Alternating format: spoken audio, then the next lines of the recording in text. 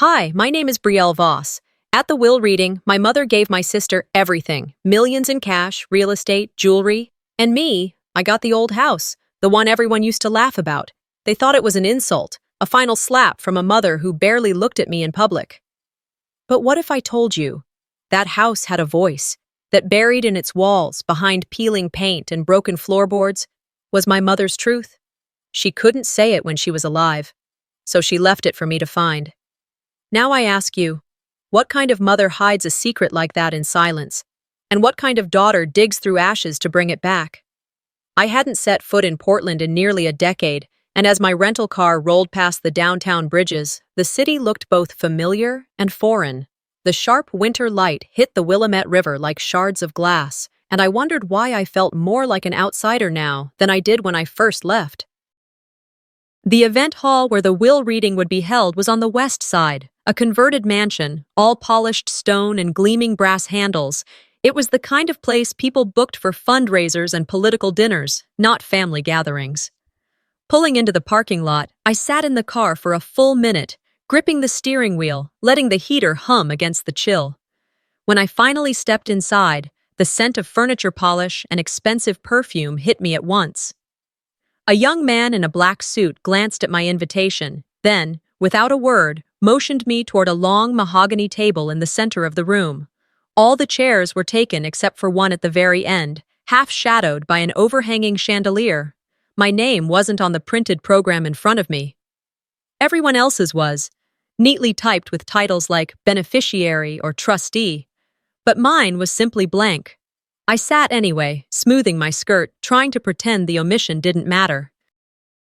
The room buzzed in a low murmur. Crystal glasses clinked, papers shuffled. My sister Sable was already seated 2 chairs from the lawyer, draped in a cream-colored coat, her blonde hair curled just so. She looked like she belonged on a magazine cover, not at a family legal proceeding. When our eyes met, she offered a small nod, more acknowledgement than warmth, and returned to scrolling her phone. Everyone's gaze gravitated to her, as if she were the gravitational center and the rest of us merely orbiting bodies. I had forgotten how invisible one can feel in a room full of people who once knew your middle name. The lawyer cleared his throat, adjusted his glasses, and began reading from a thick folder. Per the wishes of the deceased. His voice droned on, and with each paragraph the numbers swelled. Properties in Lake Oswego, commercial buildings in downtown, portfolios of stocks and bonds, antique jewelry, all of it going to Sable.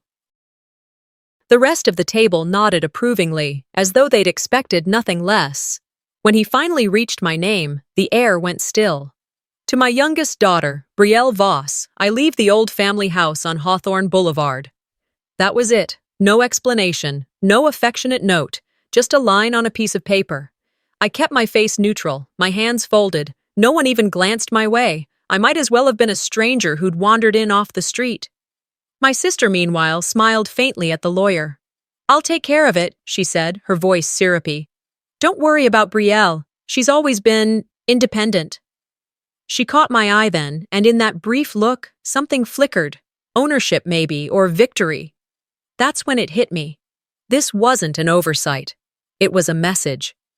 As the words echoed in my head, a memory rose up unbidden. Years ago, the last time I left Portland. I'd been running a small design firm, desperate to prove I could stand on my own. When a partner embezzled funds and left me with the debts, no one in the family called. Not Sable, not our mother. I had packed my life into a U-Haul and driven south until the city disappeared in my rearview mirror. Now, here I was again, the same old story, just dressed in more expensive clothes. I signed the documents without speaking. My fingers didn't shake. My face didn't betray a thing.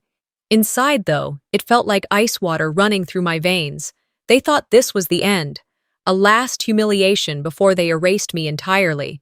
But I knew, somewhere beneath the ache, that the house had other plans. As the lawyer closed the folder and people rose from their seats, Sable leaned toward me, voice low.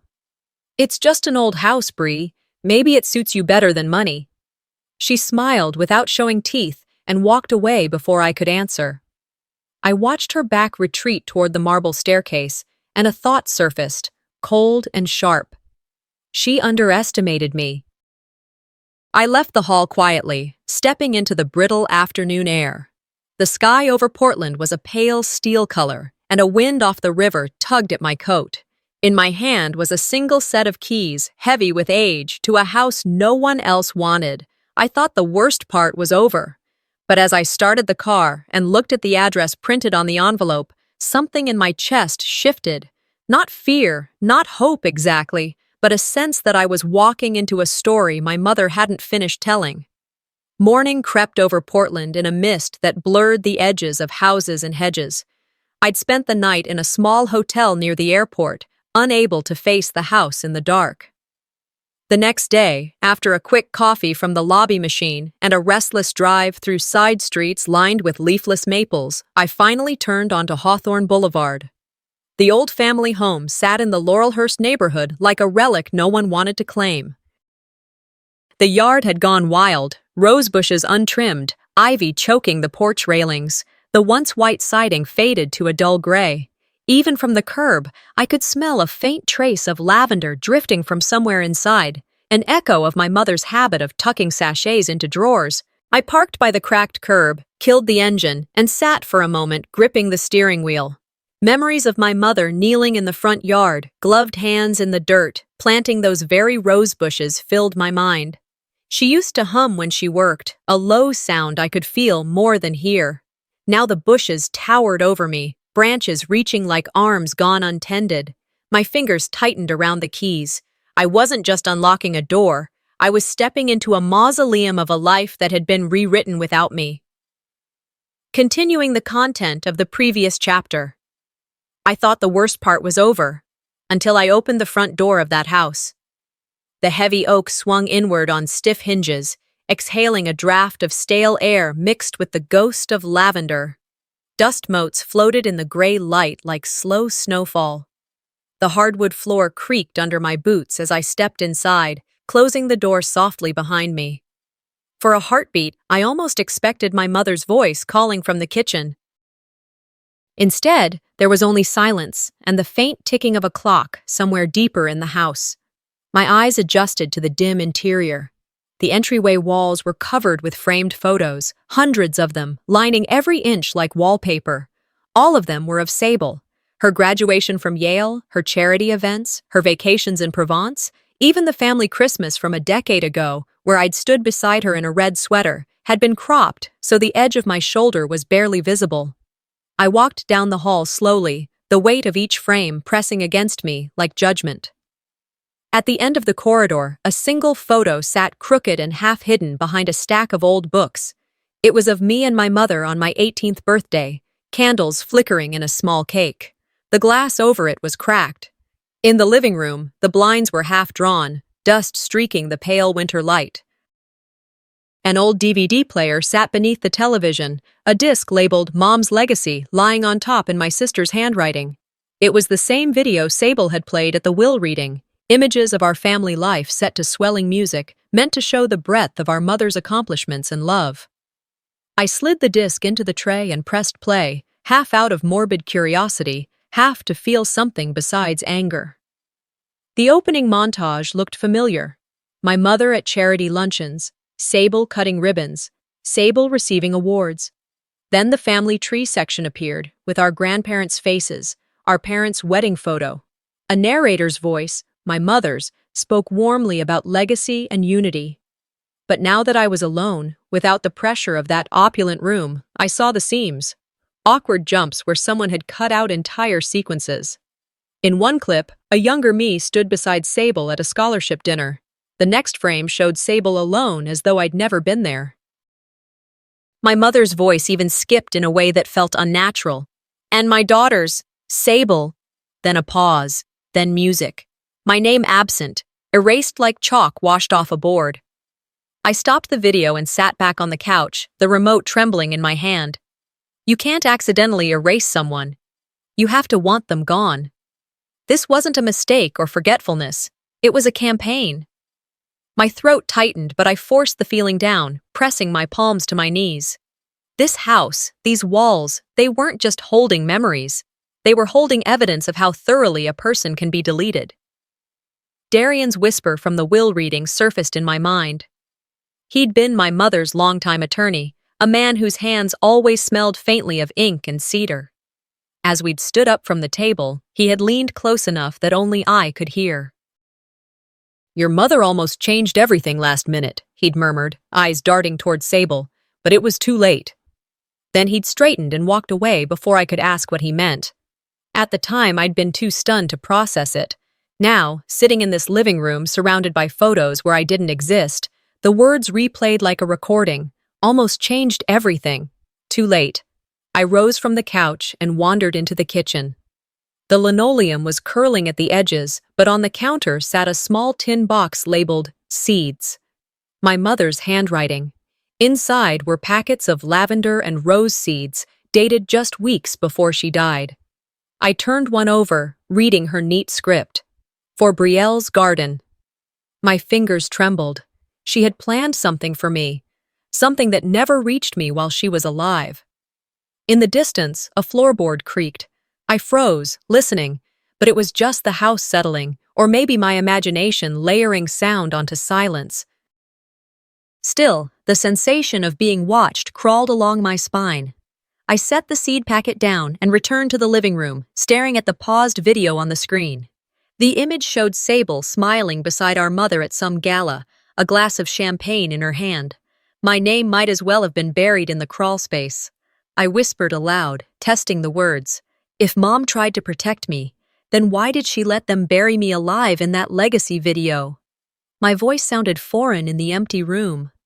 Outside, the wind rattled the untrimmed rose bushes against the windows, as if the house itself were answering. Rain hammered the roof like 1,000 muted drums. I must have drifted off on the living room couch after hours of pacing the house, because when I opened my eyes, daylight had gone to a dim slate gray. The room smelled faintly of damp wood and old lavender sachets, a scent that clung to every corner like memory. The silence wasn't comforting. It was too complete, a vacuum where a family should have been.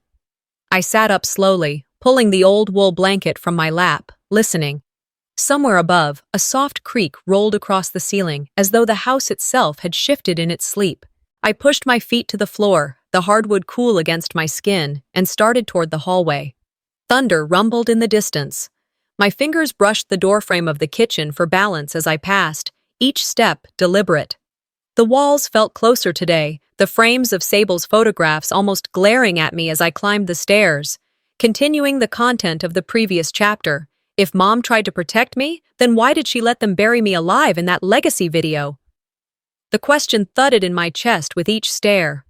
I reached the landing and hesitated, glancing down the corridor lined with closed doors. My childhood bedroom door was half open, as though waiting for me. Inside, the air was heavier, laced with the smell of old paper and cedar. The wallpaper had faded from pale yellow to the color of weak tea. I crossed to the dresser where, as a child, I had hidden report cards I didn't want my mother to see. Its drawers stuck slightly when I pulled them, the wood swollen from years of rain and neglect. In the bottom one, under a stack of old sweaters, my fingers touched something hard and flat. I drew it out. A worn Bible, edges soft from handling. When I lifted the cover, a slim envelope slid free. Beneath it, tucked into a hidden slot, was a photograph torn clean down the middle. One half showed me as a teenager in a blue cap and gown, my mother at my side, both of us smiling as if we believed in that moment. The other half was missing, the torn edge jagged like a wound. Whoever had ripped it had done so with intention. I sat down on the bed, holding the photo by its corners. That graduation had been the only day my mother ever said, "I'm proud of you," without prompting. Now, staring at the mutilated picture, the memory tilted sideways. Was that moment real, or had it been the first step in a story already being edited? I whispered to the empty room. I wanted to believe I was loved, but even that memory now feels like a trap door. My voice caught in the thick air, absorbed by the wallpaper like it had been waiting. A sharp knock jolted me upright. For a second, I thought I had imagined it over the rain, but then it came again, firmer. I hurried down the stairs, the photo still in my hand. At the front door stood Renee, the former housekeeper, her hair pulled back under a rain-spattered scarf. She had worked for my mother for 20 years and vanished 2 months before the funeral. Now she looked both nervous and determined. "Brielle," she said, glancing over her shoulder at the empty street.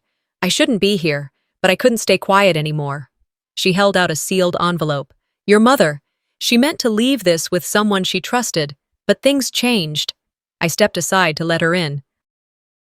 She wiped her shoes on the mat and moved into the living room, eyes darting to the walls covered with Sable's images. "They cleaned this place of you," she murmured. "I didn't think it would go this far." I tore open the envelope with careful fingers. Inside was a scan of an older version of the will, my name highlighted in yellow ink. In this version, I was the primary beneficiary of the trust, with Sable receiving the old house instead. My breath caught. "Renee, why didn't you speak up at the will reading?" Her eyes welled, but she kept her voice steady. "Because I was paid to disappear. Paid not to testify, not to hand over what I had. But I've had enough. Your mother was pressured, Brielle. She signed a new version she didn't want. This," she tapped the paper, "is what she wanted." My hands trembled as I clutched the document. Anger burned through the numbness that had held me since the funeral. "Paid by who?" Renee shook her head. "I can't prove it yet." "But the pressure didn't come from strangers. You know who had the most to gain." Sable. The name hung in the air unspoken, but heavy. I thought of her syrupy smile at the will reading, the way she had said, "She's always been independent," as if independence were a curse. For the first time in years, something inside me shifted from hurt to direction. This wasn't just about humiliation anymore. It was about theft of my place, my name, my history. I straightened, folding the old will carefully. "Thank you for bringing this, Renee. It must have cost you." She exhaled shakily. "Your mother wanted you to fight. She thought you'd know how." Then she turned toward the door. "I can't stay. If they know I'm here." I walked her out to the porch, rain spattering our coats. As she hurried down the steps, she looked back once. "Be careful," she said. "Legacies can be dangerous." Then she vanished into the downpour, leaving me alone with the keys, the torn photograph, and the envelope that could upend everything. I closed the door and leaned against it, the house creaking above me like a living thing. In my hand, the paper felt both heavy and electric. My voice was steadier than I expected when I said aloud, "If that version of the will is real, then someone buried it, and I'm going to find out who." The envelope lay open on my desk long after its contents sank in. I sat in the guest bedroom, now transformed into a makeshift evidence room, surrounded by boxes of documents and a coffee mug half drained. The old will Renee brought was next to the public version, margin to margin. I ran my finger down the lines, comparing clauses, dates, omissions. Every difference felt like a cut across memory. Outside, rain tapped steadily on the window pane, driving in the urgency. It had been 2 days since Renee's visit. 2 days I'd spent in sifting, scanning, backing up. I had taken over the guest room by early morning, cleared off bed sheets, propped up a folding table, and laid out the will pages, legal pads, photo scans, and emails. A soft gray light filtered in through the curtains as I began, continuing from the previous link. If that version of the will is real, then someone buried it, and I'm going to find out who. I ran my eyes over the first page again. In the old document, under distribution of estate, it stated in clear script, "To my youngest daughter, Brielle Voss, I bequeath full ownership of all residential property, including Hawthorne House, and right to my personal jewelry collection." In the public version, those lines had been replaced with Hawthorne House to Sable Voss, jewelry collection to be divided at trustee's discretion. A sticky note in my mother's handwriting was pasted in the margin of the old version. "If anything happens to me, don't trust Darian. Give this to Brielle." My heart jumped, then sank. She knew she might not control what happened after her death. She left a trail, but it was hidden. I photocopied the document pages, placed copies in waterproof envelopes, and mailed one to myself via certified mail.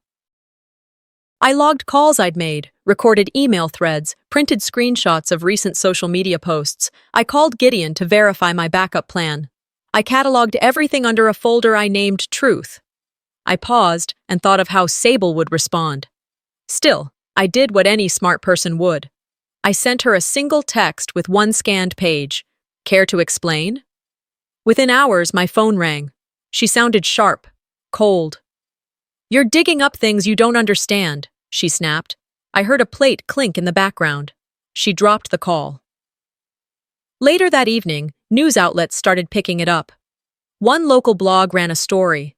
Sisters at war, the battle over a family house. Comments poured in, some sympathetic to me, others calling me a troublemaker. Then, late at night, Sable posted a statement on her social media. That document circulating is a forgery, an attempt to manipulate my late mother's memory. The denials struck like a slap. She wasn't just denying it. She was trying to gaslight me in public.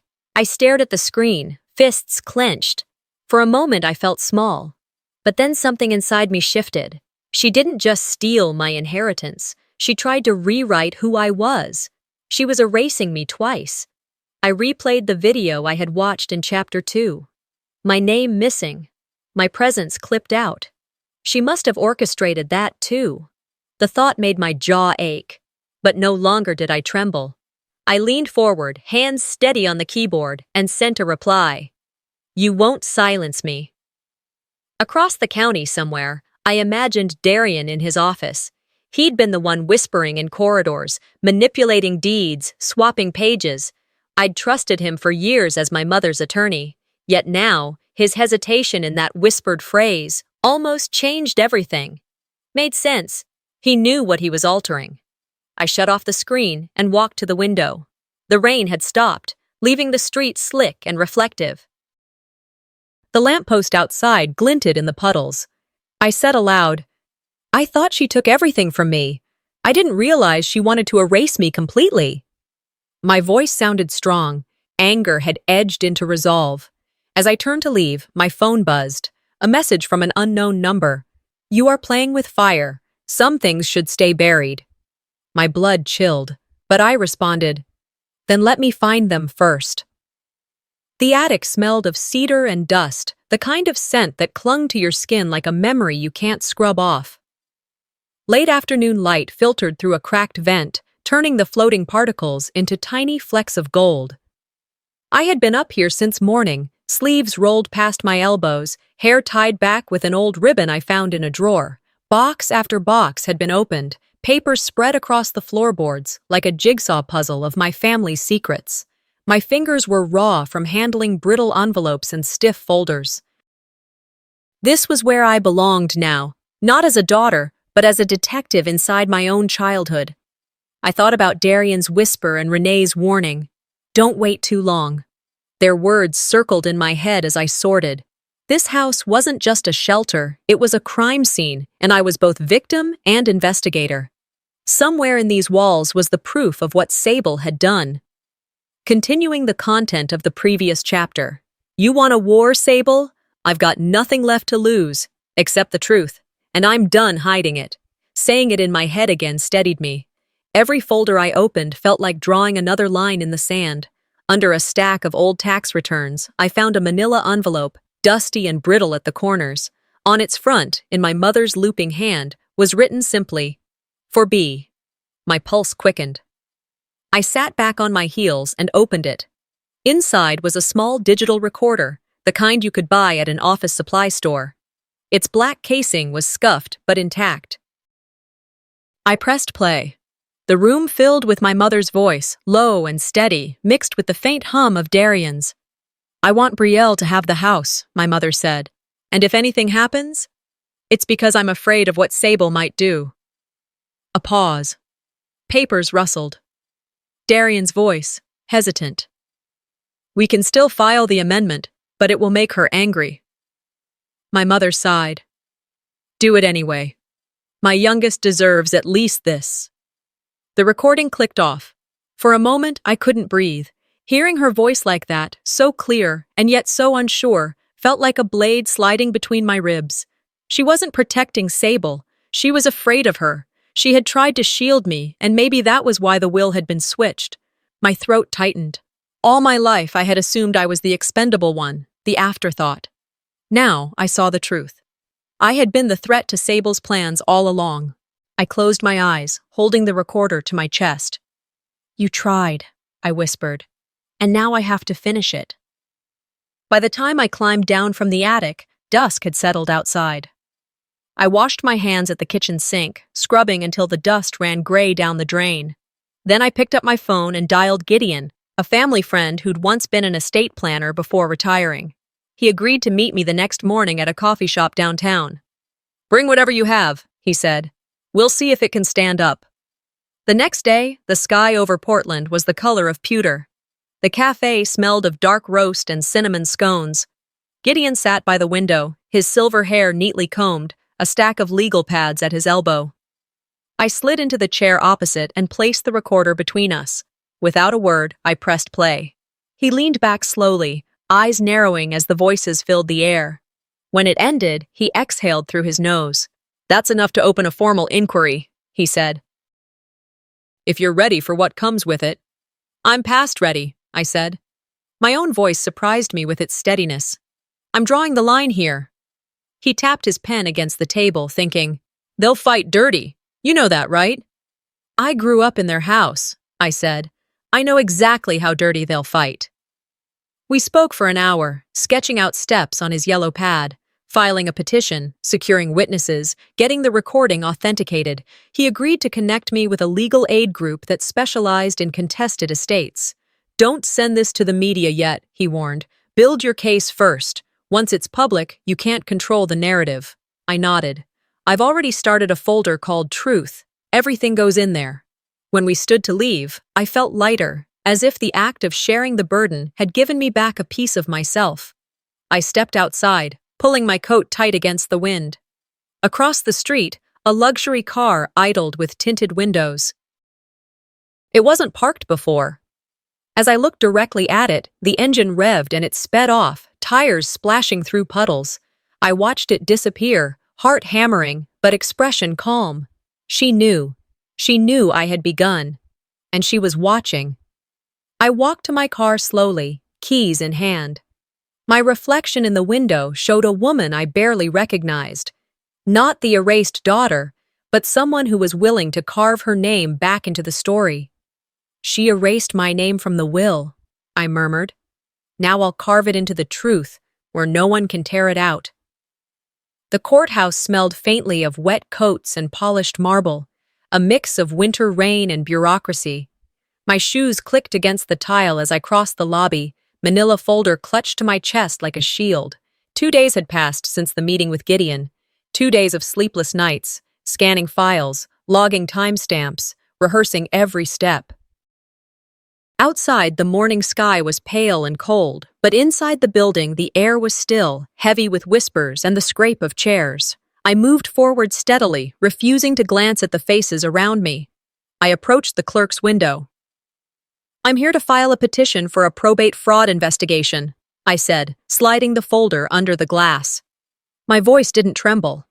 The clerk's brows rose slightly, but she took the documents, stamping them one by one. The sound of the stamp echoed in my chest like a drumbeat. With each thud, another wall of silence crumbled. When she handed me the receipt, I folded it carefully and slipped it into my coat pocket. It felt like a ticket back to my own life.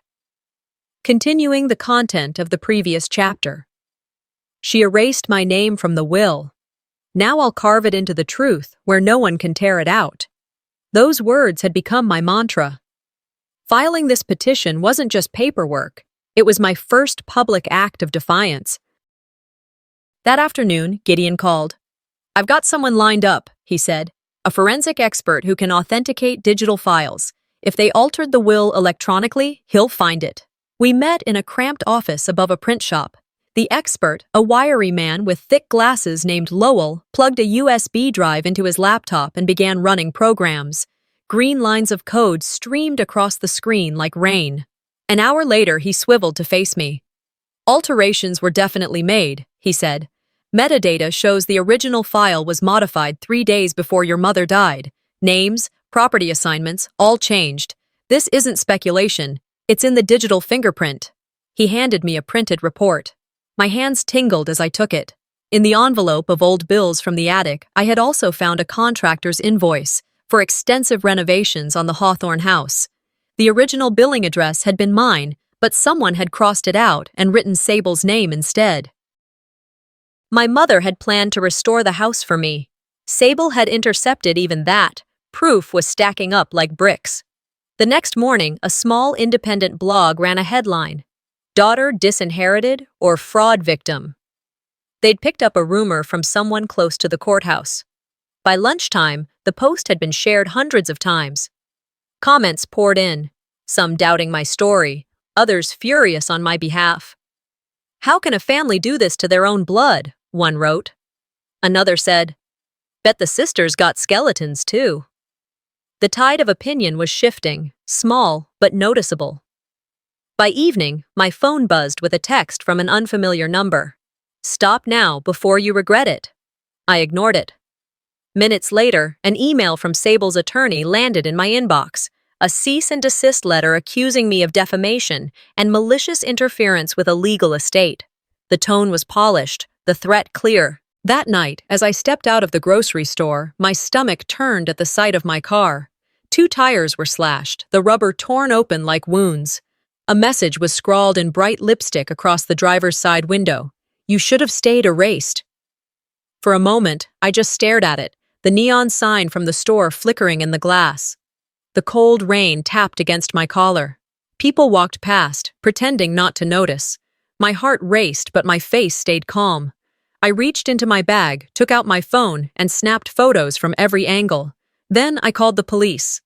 At the station, a young officer took my statement. "Do you have any idea who might have done this?" he asked. I met his eyes. "Yes, but you'll tell me you can't prove it."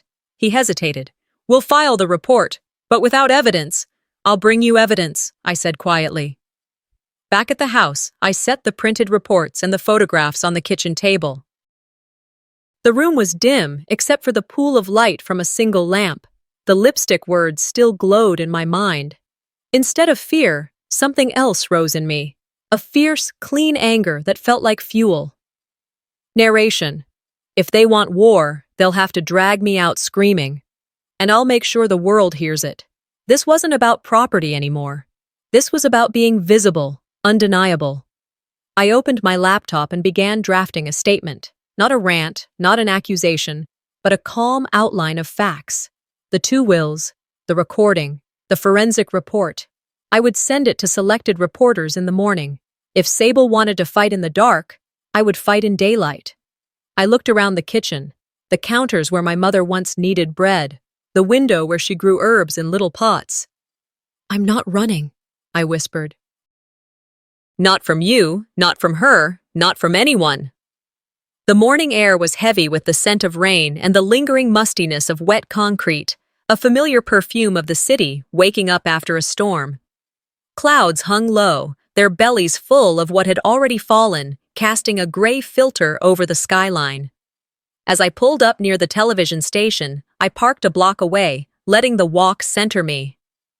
The narrow sidewalk stretched ahead, flanked by storefronts still sealed behind corrugated gates and dimmed glass. Coffee shops hadn't yet opened. The world was still half asleep, but my pulse thudded with the knowledge that today was the kind of day that could change everything. I walked through the lobby doors of the station, the air inside bright and buzzing with electricity.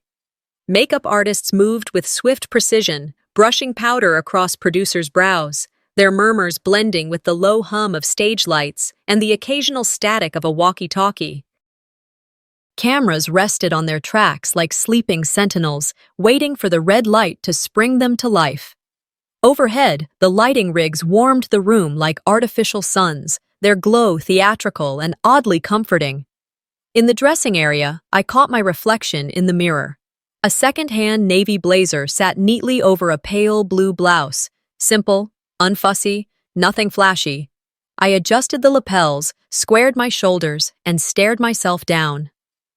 "They want the forgotten daughter?" I whispered under my breath. "Let's show them who she really is." Moments later, I was led to the stage.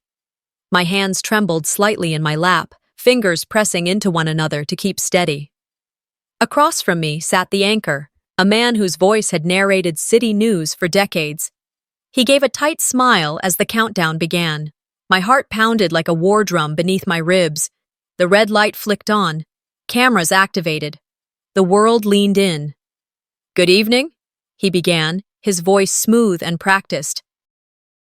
Tonight's top story: a contested inheritance, whispers of forged documents, allegations that a prominent real estate heir manipulated assets to steal from her own sister. I swallowed hard, the tension riding up my throat, but I nodded, voice calm. "Thank you for having me. I'm here to speak the truth, not for drama or revenge, but because silence never helped anyone." What came next, I had prepared for, but it still landed like a punch to the ribs. "We've obtained exclusive documents that suggest serious financial discrepancies within Sable Voss's charitable foundation. Diverted donations. Unaccounted for funds. A trail leading directly to multiple shell companies under her control." My breath caught. I kept my face composed, but inside, adrenaline surged.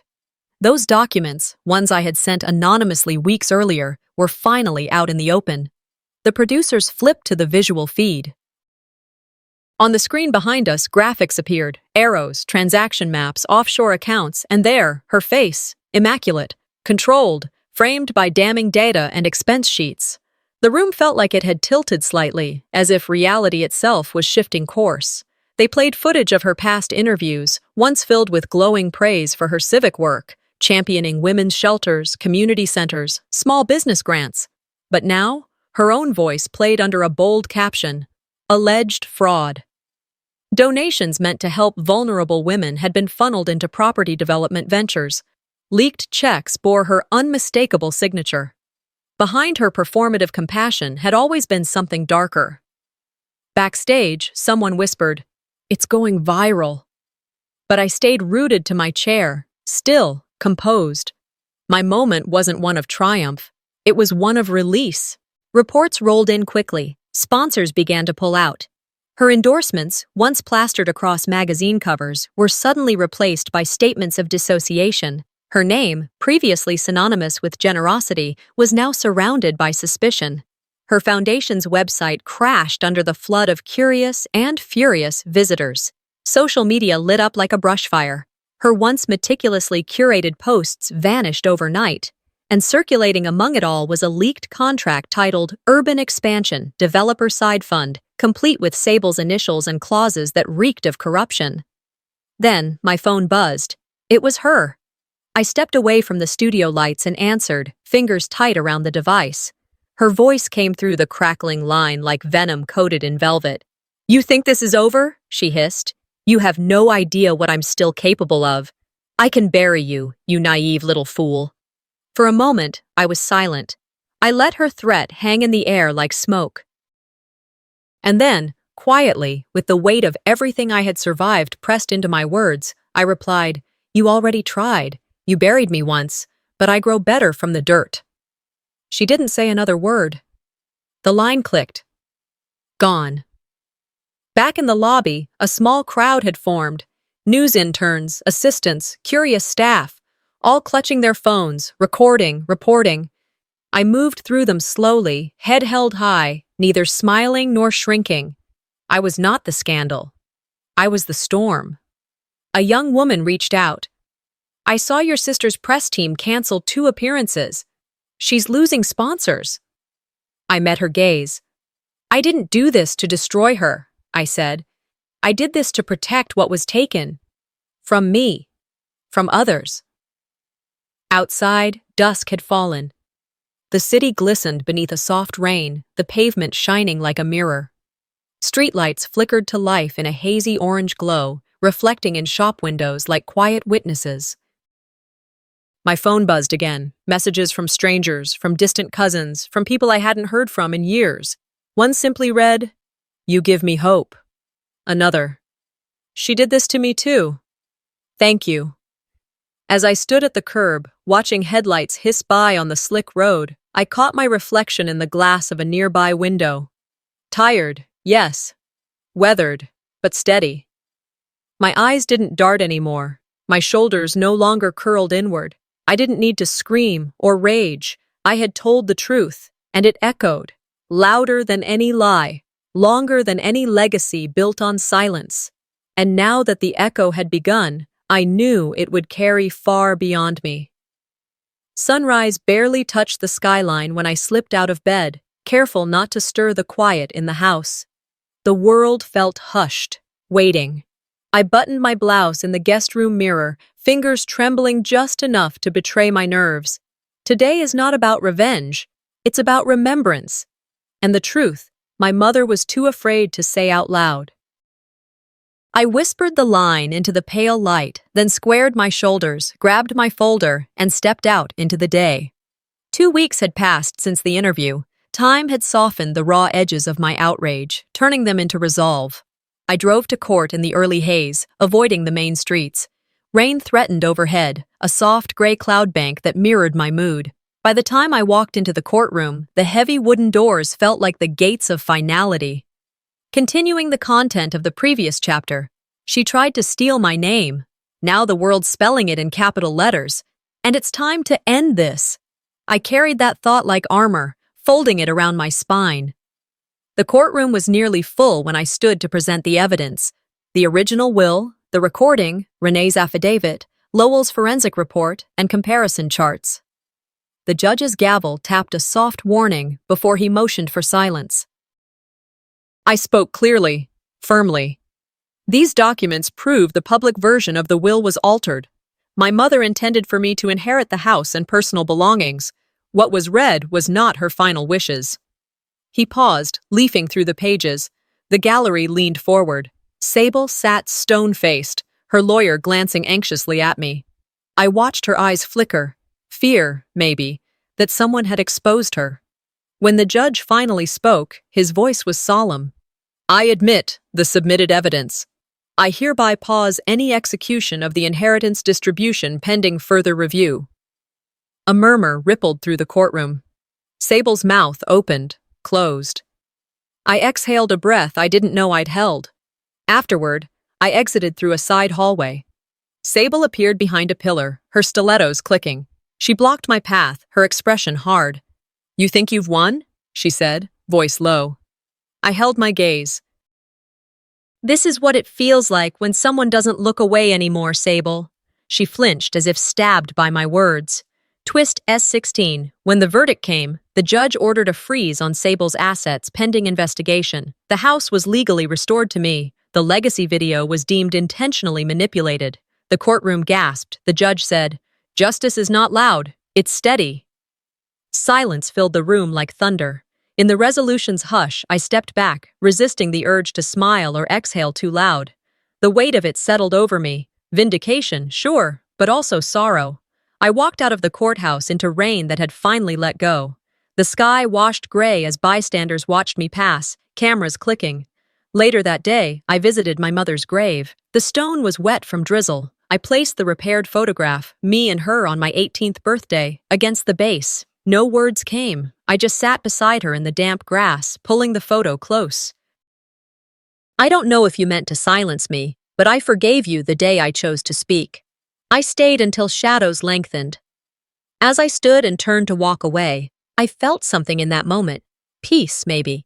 The battle had not ended, but I was no longer erased. The early morning light filtered gently through the misted windows, casting long, quiet shadows across the worn hardwood floors. As I pushed open the front door, the hinges gave a soft creak, almost like a sigh. The house, once a battleground of buried memories and barbed silence, no longer felt like an adversary. It had softened in its old age, or maybe I had. The air was cool, still, and filled with the scent of cedar and dust, of something waiting. It was no longer the house of exile I remembered, it was something else now. I stepped inside, each footfall a small ceremony. The floor groaned beneath me in recognition. Once I would tiptoe around here, fearful of awakening old ghosts, or worse, old wrath. But this time, I walked with intention. The silence was not threatening. No cameras watched from hidden corners. No voice rose from the dark to question my presence. It was just me Me and these walls, exhaling their age-old secrets, one creak at a time.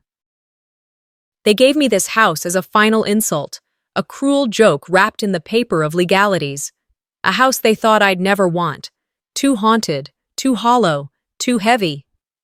But they underestimated what a woman can do with rejection. I took what they meant to be my downfall and made it a beginning. I didn't run from the inheritance. I redefined it. But I hadn't come back just to reclaim my dignity. I came back because the real secret was still here, hidden beneath the bones of this place. I knew where to look. The attic had always been my sanctuary, my small kingdom beneath the rafters. As a child, I'd escape there with books and notebooks, pretending the world below couldn't touch me. Now I returned not as a fugitive, but a seeker. I climbed the narrow staircase, light from my flashlight flickering across cobwebbed corners and dust-laced beams. Kneeling near the far wall, I found the loose floorboard, the same one I used to hide my childhood sketches and letters I never sent. The wood resisted at first, but gave way with a gentle pull. Beneath it, a small wooden box rested in the hollow, untouched for years. The latch was old, the lock slightly rusted. I retrieved the miniature screwdriver I'd slipped into my pocket earlier and turned it delicately. The latch popped with a metallic click, and the lid groaned open. Inside, carefully wrapped in linen, were several leather-bound journals. My breath caught. I reached for the top one, my fingers trembling. The cover was worn, and inside, her handwriting curved across the first page like a whisper frozen in time. It was my mother's script. I sat cross-legged on the floor, dust swirling in the beam of my flashlight. I flipped to the last entry. It was dated just a week before she died. I didn't know how to protect her without making her a target, so I gave her what they'd never want. The old house. Inside it, she'll find me. I couldn't breathe. Tears filled my eyes and blurred the ink as I traced the words with the tips of my fingers. For so long, I had thought she'd cast me aside, too meek to fight for me, too distant to love me out loud. But this was not the voice of a woman who had given up. This was the voice of a mother who had buried her love deep, hidden it in the only place she knew they wouldn't look. The journals unfolded hours of confession, pages filled with her thoughts, her regrets, her fierce, quiet love. I moved through the house as I read, from the attic to the writing room, the study, the narrow corridors where shadows danced with memory. She wrote of nights spent staring at the ceiling, fearing what Sable's ambition might do to me. She wrote of Darian's manipulation, his charm masking the hunger for power. And she wrote of her own guilt, not for protecting me, but for not explaining why. One line gripped me harder than the rest. I wish I could have given her more, but I feared exposing her would cost her everything. She had crafted her final will carefully, made sure it couldn't be overturned. In a world where women like her, like me, were always being erased, her greatest rebellion was to leave me the one thing they thought worthless. This house wasn't a punishment. It was a puzzle, a message, a mother's map. I clutched the journals to my chest, laughter and sobs breaking loose in equal measure. The house seemed to pulse around me, no longer silent, but living, breathing. I wasn't alone. I had never been. In the weeks after the court decision, everything shifted. Sable's empire, once untouchable, crumbled under scrutiny. She was under formal investigation for fraud and coercion. Her former partners backed away like shadows retreating from fire. Darian vanished from his firm's website, resigned quietly in disgrace. And Renee, silent for too long, stepped beside me, not as an old friend, but as a new ally. She understood now. She believed. Together, we built something out of the ashes, a foundation in my mother's name, for the daughters disinherited, for the women silenced, for those told they were unworthy, unwanted, expendable. We gave them a voice, a platform, a home. A few days later, I stood in the garden behind the house, lavender pots lined up like sentinels. The soil was soft with recent rain. I dug into the earth where older plants had withered, placing new roots in their stead. My hands were covered in dirt, my heart full. As I worked, a little girl passed by with her mother, stopping near the iron gate. She sniffed the air, smiled, and turned to me. "Your house smells like kindness," she said. I froze, then knelt down, brushing soil from a blooming sprig of lavender. "Thank you," I whispered. "That's what I was hoping for." The house once meant to humiliate me had become a cathedral of healing, a place where the echo of pain now made room for peace. I found my mother not in the room she once walked, but in the love she buried for me to find. And I found myself, stronger, clearer, no longer silenced. They thought they could strip me of everything. Instead, they handed me the very tool I needed to rebuild. I came back to a house that was supposed to ruin me. But what I found here was the woman my mother had hidden, and the woman I was always meant to become. Some houses don't just hold furniture. They hold silence, secrets, and sometimes a version of the truth no one wanted you to find. What we inherit isn't always about money. Sometimes it's about reclaiming the voice they tried to erase. Have you ever uncovered a family truth that changed how you saw everything? If this story moved you, hit subscribe and join us for more stories that dig deep into homes, hearts, and histories.